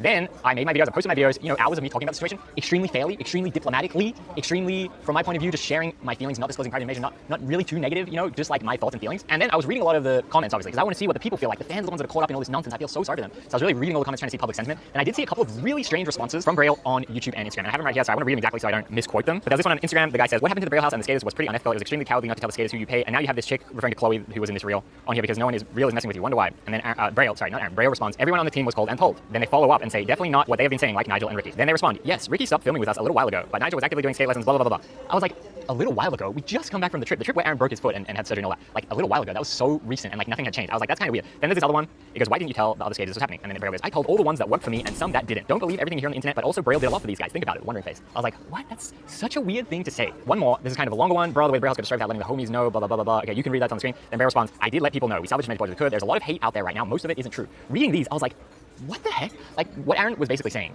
And look, he can do whatever he wants. It's his business, right? All I wanted was a little heads up. Hey, demolishing park RN. You know, that's all. Is that so much to ask for? But what I thought was strange about that is his sentiment was, oh yeah, it all happened so fast. I couldn't cater to everyone, blah, blah, blah. If that is true, in this Instagram comment, he should have just said, yeah, haha, probably should have told Rick, my bad. Like, I want to make it right with him. He should have said something like that. Why are you saying, oh, he doesn't really work for us anymore? Like, what? I don't know. I saw that and I was like, that is really weird. And remember, I've made my videos and I've had no interaction with Aaron, and I just am seeing these comments as an observer. Then up until a few days ago, I've been posting stories, I've been traveling around, I'm in Europe, whatever. I saw Braille was watching my stories. Up until I want to say like 2 or 3 days ago. Then I wanted to go to Braille's page and I searched it up, can't find it. Want to go to Aaron's page, search it up, can't find it. I click into it and I see I'm blocked. I'm like, yo, what? I think I'd like Nigel's. Really? I'll like it after Really this. gonna block Rick? Which like, from my point of view, this is the silliest thing that Braille could ever do, because like Braille's already in this PR nightmare right now, and then you're gonna block Ricky after I didn't say anything, I didn't have any dialogue, I didn't say anything really negative, you know? I'm just sharing my thoughts and giving the fans some long overdue information into what's happening right now, you know? And I really didn't like that I was blocked. And what's also crazy is that I'm been very publicly, I haven't been afraid to shy away from the Scientology conversation. You can see it in my dumb data reaction vid. You can see when I talk to Gift the Hater on the phone, on his live stream. You can see when anytime I talk about Scientology, I'm always saying, yes, Braille is a company about skating, nothing to do with Scientology. What Aaron does in personal life is up to Aaron. Like, I'm super saying that. I'm saying I believe in religious freedom. Everyone criticizes me and says Scientology is not a real religion, it's not the same as Christianity, blah, blah, blah, blah. That's fair enough. Everyone can have differing opinions on that, but my stance has been crystal clear since day one. I've always stayed true to that, and I say the same thing. I saw a funny video of Neil deGrasse Tyson and Joe Rogan basically talking about this exact same thing, and it's very relatable to how I feel the public sentiment to me was. And I'll roll most of the clip right here. One of the news outlets, I forgot who, called me up and said, do I think Scientology should be a religion? My answer was, we live in a country that protects the free expression of faith-based systems, provided they don't subtract from the rights of others. You know what the headline was? Tyson defends Scientology. Of course, that's how you get clicks. Yeah, but like, I think that's kind of the truth. But are they restricting people's personal freedoms? And people might argue that yes, they are. And I think that's the issue. Wait, then I find out that I'm blocked with no dialogue, mind you. No, you're fired. No, hey, I didn't like the videos that you made. No, nothing, just blocked out of nowhere. And this wasn't immediately after the videos, like I said. There's a little bit of lag time, probably like 10 days or something, from when I posted my videos to finding out that I'm blocked. Now, why I think this is happening, this is my theory, this is my own thoughts, this is not presenting as fact, this is my thoughts, my own interpretation, that I think in my comment section, there's too much negativity and free speech towards Scientology. That's what I'm thinking, and I feel like the other people are viewing that as me. I'm enabling this negative speech, this free negative speech. And I feel like that is what has got me labeled as this suppressive person and why I'm being blocked and shunned. I tell you what is truly crazy though, is that even now, seeing Aaron block me and all this stuff, my mind straight away goes like, oh man, I know Aaron, I've spent all this time with him. He wouldn't really want to block me because I've never really done anything wrong. I've only been his friend. I've only been his hard-working workhorse in all the videos, blood, sweat, and tears, all the time. Why would he really want to block me? My mind says, oh, maybe the higher-up people are forcing him. Now that he has this high-ranking public Scientology position, maybe they're going to run a little bit of a tighter ship, and they're forcing him to block me. That's what my mind goes to. Isn't that, I don't know if that's good or bad or sad, or if I should just be like, no, Aaron is bad, Aaron is evil. I don't know if I should think that, but that's where my mind goes. I don't know. You can let me know what you think about that in the comments, but that's truly where it does go to. But I did want to... I think that genuinely, it's not like he's necessarily evil. I think that he is being manipulated by this group, though, and that he's acting maliciously on their behalf. That's the way, at least, it seems. I'm no professional. I'm no lawyer. I'm no person that could speak legally. I'm just saying my perspective based on what other people have said. Seems a bit odd, everything that's gone on, and the fact that he is like, he put a I don't know what he was saying. I'm saying he took a lien on his house. I don't know if that's what he did. I fucking forgot at this point. That's what I've been saying though. So he did something for, you know, instead of paying his mortgage, it sounds like. So that's on him. And this whole thing just seems really like that part's on him. But then when he's not paying other people, it's on him, but where's it all coming from? Because he's not paying himself. He's not paying, like, That's what I mean. Is it's like it all draws back from this overarching thing, and maybe it's not Scientology. Maybe it's just one of the people at Scientology. Who knows? You know what I mean? Who fucking knows? I'm gonna say, like, when he's sitting there choosing to block me, I hope he had some pause. I hope he was like, damn, man, I really gotta block her. Like, damn, I really hope he had a little bit of reflection in that moment, but we'll never know because as far. Nah, the worst idea is that he had someone standing over his shoulder going, "You must block him now," and then like made him do it. As I can tell, Aaron's never going to talk to me ever again. After I figured all this out, I did send Aaron a text message, which I feel like my phone number is probably blocked. It says delivered, but I don't know what that means. But maybe I'll just read it out here so you can truly get a sense of how I'm trying to communicate with him. And if Aaron does happen to watch this video, then at least I've said my final piece, so I'll read it right now. I say, "Hi Aaron, I noticed that you and Braille blocked me on Instagram and YouTube. Maybe you have my phone number blocked too, but I'd like to try my piece anyway. It's pretty disheartening to see this bad ending for us. It really does taint the good times after such a positive professional and personal relationship. I understand everything is crashing down right now, and I am sorry for that. Maybe you feel I betrayed you or turned my back on you. I'm grateful for everything you and Braille has done for me, and I have always respected you. But as adults, we have to stand by the decisions we make, and sometimes they can push people apart. In these recent videos I've made answering questions about closing the park, I feel I have been fair. If you watch the videos, you will see I'm not taking cheap shots at you or your beliefs, and I'm pretty empathetic towards the situation. I'm just trying to give myself some closure on a large chapter of my life and help the fans get a little more understanding on what's going on from my point of view. I wish you all the best, Aaron, Ricky." Man, even reading that now bums me up. I really don't like this. I wish I can get past this, push this away, and just move forward with my life, you know? For the record, guys, I'm not trying to say we should send hate to Braille, we should send hate to Aaron. I'm just trying to recap these events from my point of view. The one thing, though, is like it needs to be known that if you're a fan, watch a Braille video, that is not a representation of the present. That is a time capsule. We're all having fun. We're all doing fun things. That's a moment in time that does not exist anymore. Now you need to know I am blocked, I am shunned, I'm done. Yeah, that is depressing. He is just, yeah. You can really see that, because there are a bunch of people that left before this, too. There are people that left on good terms. There are people that left on bad terms. I wanted to hear this. And watching the video does not support me in any kind of way. Absolutely not. But yeah, I'm very upset about this, truly. Like, I've been sleeping terrible, I've been stressed out. I'm feeling this in the earth right now because this is how urgent it is. But yeah, guys, let me know in the comments, what do you think? I won't ban any words, I won't delete any comments. I truly want to know your opinion. And yeah, it sucks when you lose a bunch of friends and stuff like that. Like, it just kind of flipped their whole lives upside down, it seems. But so I wanted to get this opinion. I'm going to probably watch this one at two times speed, too. This one will extra. So this video comes from, I watched the beginning of it. This video comes from growing up in Scientology. So I'm pretty sure that this guy is an ex-Scientologist or something and kind of understands has a little more insight. So he's going to have the full breakdown of this. Any reactions that he does we'll probably skip, but I just want more of the... He seems to have more links than I was able to get, so... All right, everyone, we are going live again without an intro. I want to welcome the 70 people out of 241,000 that YouTube is still sending notifications to. Welcome. Glad to have you here at the beginning of the video. Guys, David Miscavige has named Aaron Kyro as the new leader of Scientology in San Francisco. I have been getting emails about Aaron Kyro and Braille Skateboarding for years now, asking me to do a video about Aaron Kyro, Braille Skateboarding, and the connection to Scientology. And because skateboarding isn't really my thing, I just have never taken the time to look into it. And honestly, sometimes just doing videos saying so-and-so is a Scientologist, not terribly interesting. For example, there's a very famous online social media personality called the Pasta Queen. She's a Scientologist, high-level Scientologist, OTA. I've been meaning to do a video about that for 6 months, and every day I just don't, because it's just not that terribly interesting. What is interesting is when David Miscavige names a guy who's got a massively successful skateboard company and YouTube channel as the new leader of Scientology in San Francisco. This is part of another thing I've been talking about a lot on this channel the last few months, which is that for the last 4 years, David Miscavige has been running a giant executive training evolution here in Clearwater, Florida, where I live, to train new command teams for every Scientology organization around the world. Now, all of those command teams were supposed to have finished their training and gotten sent back to their orgs recently, and it actually turns out that they were only sent back to select organizations. Melbourne, Australia, London, Denmark, Scotland, San Francisco, Orlando, Miami, and Tampa are the only Scientology organizations that received their new command teams back. And the San Francisco command team is being led by none other than Aaron Kyro. So let me share some screens with you here. Braille Skateboarding is Aaron Kyro's company. Braille Skateboarding is a massive skateboarding channel, almost 6 million subscribers. That's only on the main channel. I believe they've got 10 or 15 channels total in different languages for hugely successful. Almost 2 billion with a B used on the main channel. Here you can see Aaron Kyro's Instagram, almost 700,000 followers there. Here is the Braille Skateboarding website. Now, I think I think of Aaron Kyro as being a professional skateboarder, but I don't think he's professional skateboarding in the sense of like competing. I think just in the sense that he does stuff on YouTube, which I guess technically speaking isn't really what a pro skateboarder is. But let's see. When you look up Aaron Kyro, you see photos that look much more like you might think of a skateboarder. It does say Aaron Kyro is a professional skateboarder and the founder of Braille Skateboarding. He created a large YouTube channel, which now has over 4 million subscribers and over 1 billion views. It's now more like 6 million subscribers and 2 billion views. He's known for his step-by-step skateboarding tutorials and his creativity in turning anything into a skateboarding and then, whatever it says there. Now, this is something I found interesting. There's a video on YouTube from a channel called Dumb Data, called Aaron Kyro, The Rise and Fall of Braille Skateboarding's YouTube channel. In this video, it talks about how since 2016, the Braille Skateboarding channel and brand overall has just been on a massive decline, about 30% per year decline annually. And I just wanted to play this one little excerpt for you.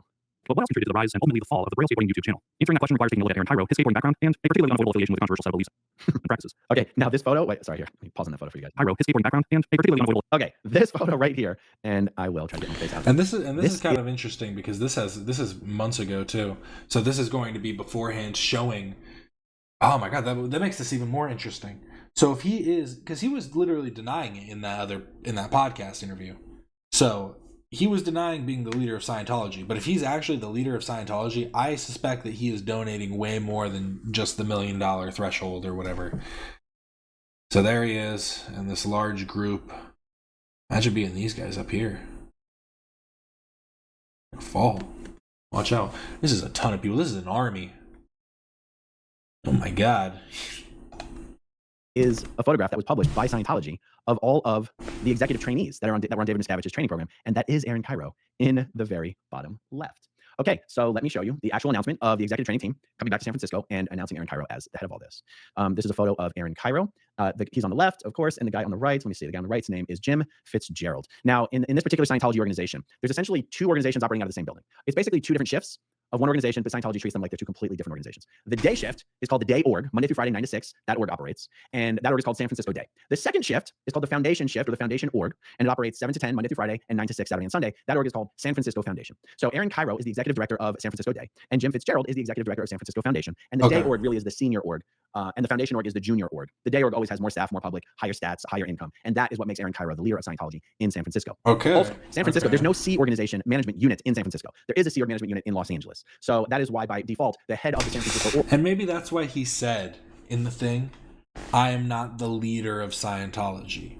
Because he's not the leader. He's not like he's trying to do like a semantical error, being like, well, I'm not the leader. I'm not the head. This is interesting. Org in San Francisco is the leader of Scientology in San Francisco. Okay, so this is just a photo. Let me show you the actual newsletter that was sent out to all the Scientologists. So, Church of Scientology of San Francisco org news. Let me see if I can zoom in on this even more, actually, because this is a shot of the 18 people. And look, they're all standing up there with their arms crossed. Very he's right in the center. Not confrontational or he's right in the center here. That's or domineering at all. I just love that they gave all the people in San Francisco little American flags for the photo shoot. What are these flags? Does San Francisco have a flag? San Francisco flag. Okay, yeah. The flag of San Francisco. Like, Scientologists aren't even like that. Like, USA, USA. It's just so strange. And you can see they're repping San Francisco. All right. Repping San Francisco.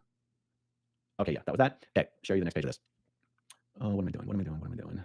What are you doing? My face is in the way. That's the problem. Get out of the way. Okay, having completed the most important training evolution in Scientology history, we are...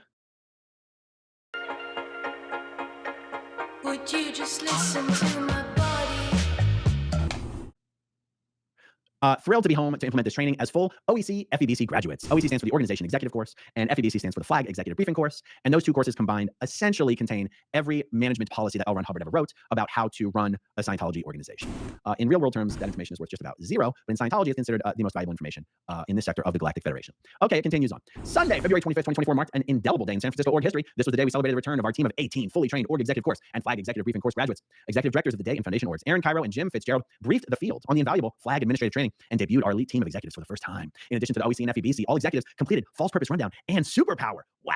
Okay, the False Purpose Rundown is a series of auditing actions that basically is designed to find all of your evil purposes and destructive intentions and to erase them so that you have no evil purposes or destructive intentions. And then Superpower is a special action that can only be delivered in Clearwater, Florida in its new special building. And it has to do with trying to refine and enhance and hone all of your perceptics, of which L. Ron Hubbard said was like some 56. I always get the number wrong. It's like 56 perceptics. And they've got these special machines and tables where you can, So that must be like, well, he must have maxed out all his courses. Practice detecting scents and oiliness and detecting the saline content of your cells, for example. Did you know that was a perception? Detecting the saline content of your own cells for only $50,000. That special skill can be yours too, my friend. But all right, let's see. Okay. I don't know if I want They that did skill. the False Purpose Rundown and Superpower. Our executive team boasts 18 staff with a total of 371 years of combined staff experience. On the team are 6 clears, 8 OTs, 6 word clears, 9 supervisors. Wait, this isn't a management team. What, they have supervisors? They have 9 core supervisors as a part of their new management team. This doesn't make a whole lot of sense. Okay, 6 Class 4 auditors, 7 Class 5 auditors, and they all trained at Flag. The executive directors laid forth the strategy to create a new civilization in Northern California. This includes opening, by the way, you guys might be wondering, wait, San Francisco, Northern California. That's right, guys. There is only one Scientology organization in Northern California. Wait a second, where's the, there's another org that I'm thinking of. Okay, there's only one Scientology organization in all of Northern California. That's just one little example of how small Scientology really is. Even though California, there's more Scientology in California than there is in any other state or country in the world. But still, even in California, it's pretty small. All right, wait, gotta get my face out of the way again. The executive directors laid forth the strategy to create a new civilization in Northern California. This includes opening up all manner of groups to handle society's ruins and to introduce millions. Thanks, man. I appreciate you for stopping in the stream. Have a good one. Take it easy. To LRH Tech with the way to happiness, volunteer ministers, truth about drugs, and get my face out of the way. And United for Human Rights, folks. Highlighted was our duty as Scientologists to clean up the field of mental health and the intention to start a Citizens Commission on Human Rights chapter for San Francisco to investigate the crimes of psychiatry. Concurrently, it would be necessary to launch a widespread dissemination campaign of Dianetics, the modern science of mental health, and create a book one boom to flood public through our doors to get real help. I just do have a few thoughts on this. I love how these executive trainees have been being trained by David Miscavige for 4 years because David Miscavige decided that no one had ever properly understood a management policy that L. Ron Hubbard had ever written because no one had ever read them in the correct sequence. Yes, this was David Miscavige's brilliant insight. No one had ever read them in the correct sequence. And only David Miscavige was capable of realizing what the right sequence was. And that once read in the proper sequence, one would gain so much insight from L. Ron Hubbard that no one had ever attained before. And this would open the door to planetary expansion. And yet after 4 years of highly specialized training under close supervision by Scientology's tiny little leader, David Miscavige, the big strategy is to focus on selling Dianetics books. Yes, Dianetics books. Dianetics has been out since 1950. That's the strategy. Just sell more Dianetics books. Why did they train for 4 years to come up with that brilliant?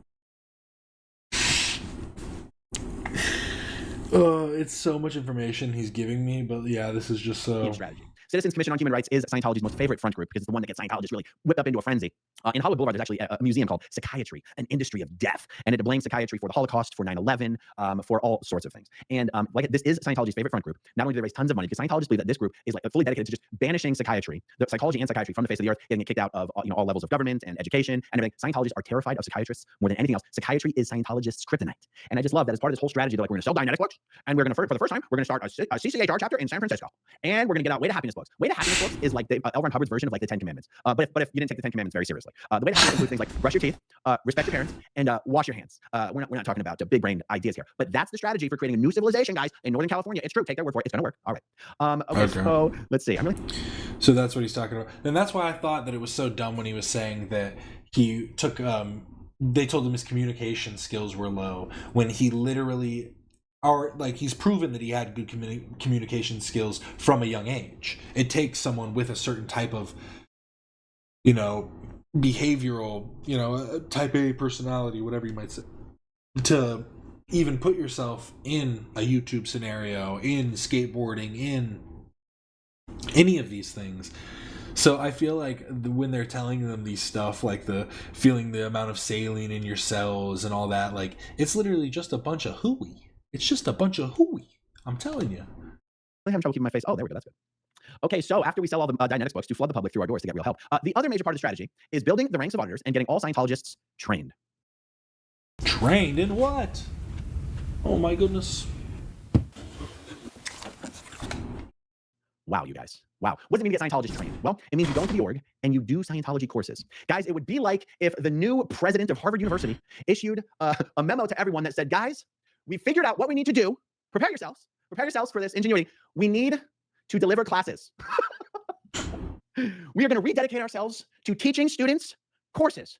No one's ever thought of this before. And we don't know what we've been doing up until this point, but this is what we're here for, guys. Part of the strategy of Harvard University is teaching students classes. This is the big brain things going on over in Scientology land. All right. So the other major part of the strategy, building the ranks of auditors and getting all Scientologists trained, all such actions would inevitably result in many deciding to step up and help others as a career and join staff, resulting in a booming St. Hill size org with all staff receiving the OT levels in the Bay Area. Okay, let's define this one. They're talking about expanding San Francisco org to St. Hill size, creating a St. Hill size org in San Francisco. Well, guys, when the last Scientology organization that L. Ron Hubbard personally ran as the executive director was located in St. Hill, England, and it's known in Scientology as St. Hill. St. Hill is the name of the Scientology organization in East Grinstead, Sussex. Okay. There's this myth in Scientology about how big this organization was when L. Ron Hubbard was running it. Just loose figures. I believe Scientologists are told there was 200 staff members. They were delivering like 200 hours of professional auditing a week. They were making about $100,000 a week of income. All these statistics, by the way, are pretty much just purely invented. And these statistics also ignore the fact that when L. Ron Hubbard was running that organization, it wasn't just a Scientology organization. It was literally the international headquarters of worldwide Scientology because L. Ron Hubbard was there. Okay, every Scientology organization in the world has this as a goal to reach the size of Old St. Hill. And when they get that big, they are declared St. Hill size. Every Scientology organization has been trying to accomplish this goal for 40 or 50 years now, okay? There is not a single Scientology organization after all this time that is still the size of Old St. Hill. Over the years, maybe 10 or 15 organizations have been officially announced as achieving the size of Old St. Hill. Those were temporary rise in stats that was accomplished by cannibalizing business from all the nearby orgs, pulling forward.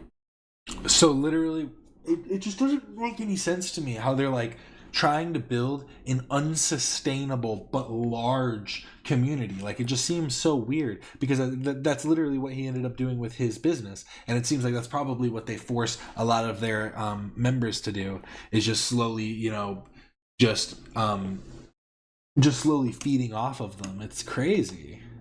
All the like a year's or two worth of demand to artificially inflate the stats. So that David Miscavige declared the org was St. Hill size. All of these orgs subsequently completely collapsed. There's not a single org except for Flag and Clearwater, which is a Sea Org, it doesn't count, and possibly the Celebrity Center International in Los Angeles, maybe Those might be, flag is definitely St. Hill size. CC may or may not be. It was at one point for sure. Other than that, guys, Scientology is in a state of collapse. Okay, David Miscavige has told everyone that's buying good. these brand new big buildings for their orgs and training all these new command teams will magically create St. Hill size orgs. Guys, so what they're thinking is, if we just make ourselves appear bigger, then the people will come in, and that's why they like force people outside. It's like they literally are going up to people, anybody that walks past on the street, and they're like, "Hey, you want to come in and try this? You want to come in and try this?" And then make them sign their soul in like a 1 billion-year contract or something. Guys, we need live stream protesters outside the San Francisco org. Stat. We need to document every single. Notice my and or something there. I did say or something. So I don't know what they do. I don't know if it's 1 billion years. I don't know if it's 10 years. But they make them sign some kind of contract, I'm pretty sure. From what I've heard from people like this. Day, the continuous collapse of Scientology in San Francisco. Like I said, how many of these orgs did I say got their command teams back? Let me pull it up real quick. Melbourne, London, Denmark, Scotland, San Francisco, Orlando, Miami, Tampa. 8. So San Francisco is one of 8 orgs that as of right now should be rapidly approaching the size of Old St. Hill. Why don't we live stream it? Let's see how it goes. Okay, let's get back to this fun little memo. Okay, now that you know the strategy, let us show you what we have done, as we have wasted no time. I mean, it's in at least 3 months, it's completely destroyed their company. I mean, at the very least. Since the team arrived, we have established the Citizens Commission on Human Rights San Francisco chapter. I don't know how it's doing for the business, for the Scientology veteran business. Scientologist as executive director. Wait, let me see what's the next one. Oh, yeah, I see. Okay, that's right. That's why I had to do it this way. Okay, as the executive director, we established the Way to Happiness Foundation for San Francisco, with Shannon Carroll as executive director, and have accumulated 70,000 donated Way to Happiness booklets. These will be used in a broad mailing to every household, starting at the highest crime areas of San Francisco and Oakland. In the org, the number of public attending service increased by 38%. What a specific number. And we have seen no less than 21 major Great Shark completions in just the past 4 weeks. This is just the beginning. We continue to update you on the incredible news and look forward to creating a new civilization with all of you. You know, if a new live streaming channel pops up for San Francisco, you've got to call it like a new civilization in San Francisco or something. We've got to make the best of this. Okay, let's see. This is a special message specifically from Aaron Kyro and Scott Fitzgerald. Oh, okay. Scott says Jim. Where do you get Scott from? But, yeah, okay. A little bit. Okay, ED Day Foundation, Aaron Kyro, Jim Fitzgerald. San Francisco is a world-class organ, a world-class city. We could not be more proud to represent Scientology as the executive directors for the Church of Scientology of San Francisco.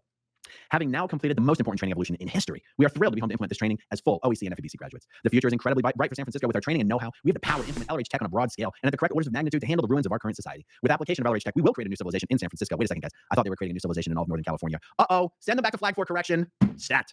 We have an expert team of 18 Did I read this, guys? We have an expert team of 18 veteran executives with 371 years of staff experience, all through the OEC and FEBC. Each of us is here to service you and to see to it that you go free. It is an honor and a privilege to service you, and we look forward to seeing you in the org. Okay, so the head of the Citizens Commission on Human Rights for San Francisco is Carl Castan, veteran Scientologist, clear and trained auditor, and now the executive director of CCHR San Francisco. Bazinga. Okay, and then here we have Shannon Carroll, the executive director of the Way to Happiness Foundation. Shannon Carroll, she's the new executive director for the Way to Happiness Foundation. There really is there's no more worthless organization in Scientology. One of the front groups, the Way to Happiness front group, is quite literally the most worthless one. Guys, these Way to Happiness booklets, first of all, they're about this thin. They're produced in-house by Scientology for like a penny a book. So when he says that like we've accumulated 70,000 donated Way to Happiness books, Scientology won't even print out. Scientology won't even give these books to its own organizations for free. They won't even give these books to its own organizations at cost. They demand that Scientologists donate money to pay at a profit, not pay at cost. Pay Scientology for these books. And yet Scientology says, okay, that actually goes against what Aaron was saying, because he said you could go rent them out for free, go get them, sign them out at the library. And this guy's saying you have to pay for them. So I don't know who to believe necessarily. You know, he could just be lying, but this guy's putting his credibility on the line. And his because the thing is I'm pretty sure that I have heard that Scientology will send like lawsuit letters. But if you have a little bit of money to fight the lawsuit, I imagine they'll probably drop it because they would have to do an internal investigation to see the way that they're handling their businesses. And that might uncover whatever they're talking about. Crime goes to zero in like, cartel cities. Scientology solves cartel and drug wars just by passing out the Way to Happiness booklets, you guys. Now, don't think about it too deeply, okay? Cult members aren't allowed to think too deeply. If that's true, why don't they just pass Way to Happiness booklets out around L. Ron Hubbard Way and cure the crime on L. Ron Hubbard Way, or in Clearwater, Florida, and cure cure crime in Clearwater, Florida? Don't think about it too deeply, guys. Not when you're in a cult. Let's see. So that was Shannon, and let's see. We do have an upcoming event. Here we go. The San Francisco. No, it's because they do try and hand them out, but nobody takes them because the world is full of degenerates and they all need to find Xenu. We'll be holding its L. Ron Hubbard birthday event on March 30th at 6 p.m. Guys, it would be very nice to have a bunch of live streaming protesters outside the San Francisco org on March 30th about 5 p.m. It says, once again, we gather to celebrate the gift LRH most wished for, the ultimate gift of expansion. Oh my God. All right, guys, this is literally like one of the coolest parts I love about his setup. Now, Be among the first to experience the thrill of our latest achievements, recognitions, and milestones, as well as our next wave of international expansion. Jesus, what was the last one?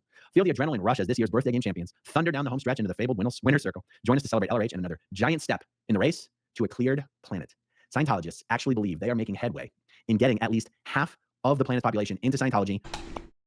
Okay, yeah, that's pretty funny. Up through Scientology's levels and up to Scientology's state of clear.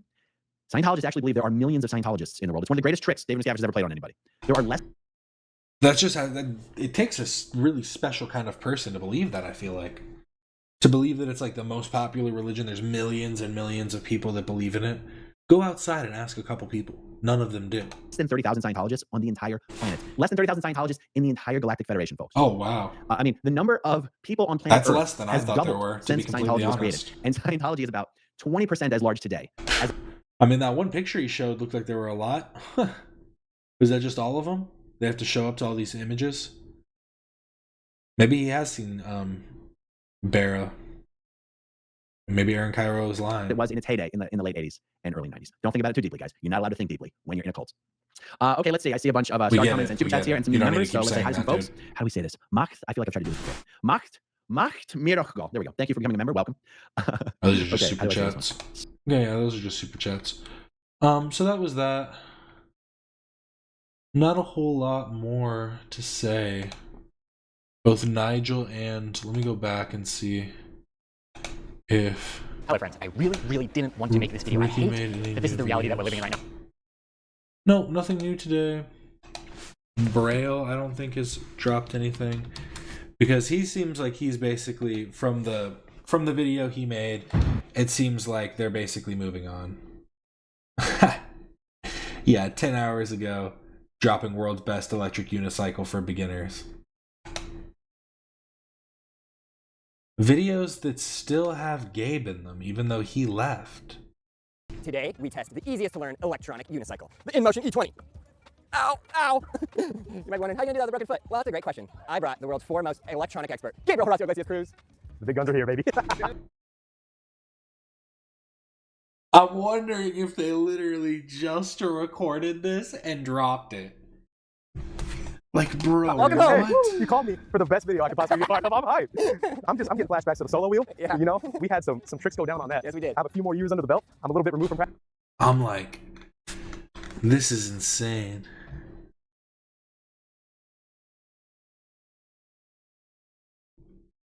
Gabe, get out while you can. This ain't a good look for you. You were the homie that I never had. Don't forget, Aaron Kyro is a Scientologist directly from their website. He is an admitted Scientologist who is $1 million donor. So, take that for what you will.